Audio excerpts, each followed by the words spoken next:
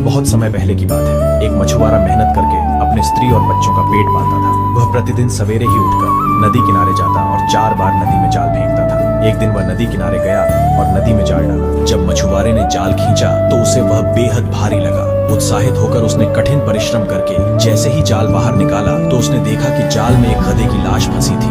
वह उसे देखकर निराश हो गया। उसका जाल भी गधे के बोझ से जगह जगह से फट गया। उसने 2 बार संभाल कर फिर से जाल नदी में फेंका। दोनों बार उसमें सिर्फ मिट्टी और कीचड़ भरा मिला। विवश होकर वह रोने लगा क्योंकि इसके अलावा उसका कोई व्यवसाय नहीं था। उसने चौथी और अंतिम बार जाल फेंका और खींचा तो उसे जाल भारी लगा। जाल बाहर निकालकर जब उसने देखा तो उसमें एक रहस्यमयी पीतल का एक बर्तन था। उसके भार से वह समझा कि इसमें जरूर कुछ बहुमूल्य वस्तुएं होंगी क्योंकि उसका मुंह ढक्कन से अच्छी तरह बंद था। मछुआरे ने रहस्यमयी बर्तन का ढक्कन खोला और झांक कर अंदर देखने लगा, परंतु उसे कुछ नहीं दिखाई दिया। तभी उस बर्तन से जादुई धुआं बाहर निकला और नदी के ऊपर आकाश में फैल गया। वह धुआं सिमटकर एक जगह इकट्ठा हुआ और उस धुएं ने विशालकाय दैत्य का रूप ले लिया। मछुआरा घबराकर भागने लगा, लेकिन उसने सुना कि दैत्य हाथ उठाकर कह रहा है कि हे भगवान, मेरा अपराध क्षमा कीजिए, मैं कभी आपकी आज्ञा का उल्लंघन नहीं करूंगा। इतना सुनते ही मछुआरा अपना डर भूल गया और बोला, अरे भूत, तू क्या बक रहा है? यहाँ कहाँ भगवान है? मुझे बता कि तू कौन है और इस बर्तन में किस प्रकार बंद हो गया? दैत्य ने उसे घृणापूर्वक देखकर कहा,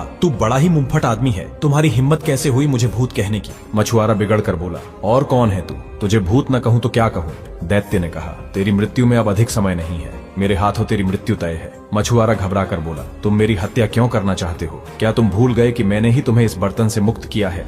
दैत्य ने कहा, मैं तुम्हें अकारण नहीं मार रहा, मैं काफी लंबे समय से इस पौराणिक गागर में कैद हूँ। मैंने प्रण लिया था कि 100 वर्षों के अंदर जो व्यक्ति मुझे निकालेगा उसे मैं इतना धन दे दूंगा कि वह आजीवन सुख से रहेगा, परंतु इस अवधि में मुझे किसी ने बाहर न निकाला। फिर मैंने प्रतिज्ञा ली कि अब 100 वर्ष के अंदर जो मुझे मुक्त करेगा उसे मैं सारे संसार के खजाने दिलवा दूंगा। फिर भी किसी ने मुझे न निकाला। वापस मैंने प्रतिज्ञा ली कि 100 वर्षों की तीसरी अवधि में जो मुझे मुक्त करेगा उसे मैं बहुत बड़ा बादशाह बना दूंगा। जब इस तीसरी अवधि में भी किसी ने मुझे न निकाला तो मुझे बड़ा क्रोध आया और उसी अवस्था में मैंने प्रण लिया कि जो मुझे अब बाहर निकालेगा मैं उसके प्राण ले लूंगा। हाँ, उसके साथ इतनी रियायत करूंगा कि वह जिस प्रकार से मरना चाहेगा मैं उसे उसी प्रकार से मारूंगा। अब चूंकि तूने मुझे बाहर निकाला है, इसीलिए अब तू बता कि तुझे किस प्रकार मारूं। मछुआरा भयभीत हुआ और सोचने लगा कि मैं भलाई करके उसके बदले मृत्यु दंड पा रहा हूँ। मछुआरे ने अंत में अपनी रक्षा का एक उपाय सोचा। वह दैत्य से बोला, मैं समझ गया कि तुम्हारे हाथ से मेरी जान नहीं बच सकती। यदि भगवान की यही इच्छा है तो मैं इसे स्वीकार करता हूँ, लेकिन जब तक मैं अपने मरने का तरीका सोच रहा हूँ तब तक तुम मेरे एक प्रश्न का उत्तर दो। दैत्य ने कहा,